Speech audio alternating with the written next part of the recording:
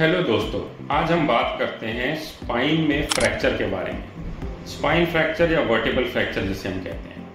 Normally हमारी spine जो होती है वो मणकों की बनी होती है। मणके मतलब एक तरह से आप मान लीजिए जो ईंटें जिसके ऊपर कि हमारी पूरी स्पाइन टिकी होती है। तो अगर हम सर्वाइकल स्पाइन की बात करें तो ऐसे 7 मणके या वर्टिब्रा होते हैं। थोरैसिक स्पाइन में 12 होते हैं और लंबर स्पाइन में 5 होते हैं। अब इनमें से कोई भी वर्टिब्रा या कोई भी ईंट अगर टूट जाती है तो उसको हम स्पाइन फ्रैक्चर या वर्टिब्रल फ्रैक्चर कहते हैं। कभी ये जो चोट है ये हल्की हो सकती है जिसे माइल्ड फ्रैक्चर हम कहते हैं, या कभी कभी ये सीवियर हो सकती है जिसे कि फ्रैक्चर या अनस्टेबल फ्रैक्चर कहते हैं।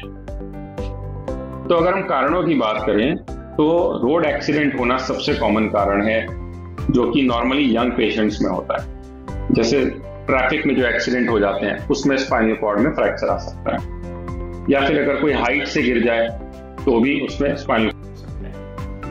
कभी कभी गोली लगने से जिसे हम गन शॉट इंजरीज कहते हैं, या स्पोर्ट्स खेलने से जैसे फुटबॉल में, क्रिकेट में, रग्बी में भी स्पाइन में फ्रैक्चर हो सकते हैं। इसके सिवा दूसरा जो जरूरी कारण रहता है स्पाइन फ्रैक्चर का वो होता है ऑस्टियोपोरोसिस की वजह से। नॉर्मली इसमें कोई चोट नहीं लगी होती, कभी कभी हल्के खांसने, छींकने से, झुकने से, या गाड़ी में जाते हुए स्पीड ब्रेकर पे भी झटका आ जाए तो भी ये फ्रैक्चर हो सकता है। इसको हम ऑस्टियोपोरोटिक फ्रैक्चर्स कहते हैं और ये नॉर्मली स्पाइन में होता है, जैसे थोरैसिक स्पाइन में या लंबर स्पाइन।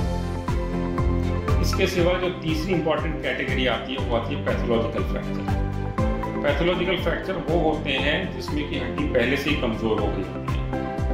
अब इसका कारण कैंसर भी हो सकता है, जैसे मल्टीपल माइलोमा एक बड़ा कॉमन कैंसर है, हेपेटोसेलुलर कार्सिनोमा या रीनल सेल कार्सिनोमा, जिसमें कि फ्रैक्चर हो जाता है क्योंकि हड्डी कमजोर होती है। इसके सिवा और भी कारण हो सकते हैं जैसे इन्फेक्शन, जैसे अगर स्पाइन में ट्यूबरकुलोसिस हो गया है तो भी स्पाइन में फ्रैक्चर हो जाता है।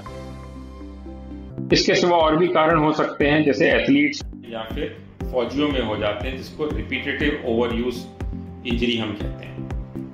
तो स्पाइन में जब भी फ्रैक्चर होता है तो उसके सिम्टम्स इस पर डिपेंड करते हैं कि नस दब रही है कि अगर सिर्फ हड्डी दबी है तो पेशेंट को सीवियर पेन हो जाता है कमर में। कभी कभी हड्डी काफी दब जाती है तो एक काइफोसिस नाम की डिफॉर्मिटी भी हो जाती है कमर में। पेशेंट का चलना मुश्किल हो जाता है, खड़ा होना मुश्किल हो जाता है।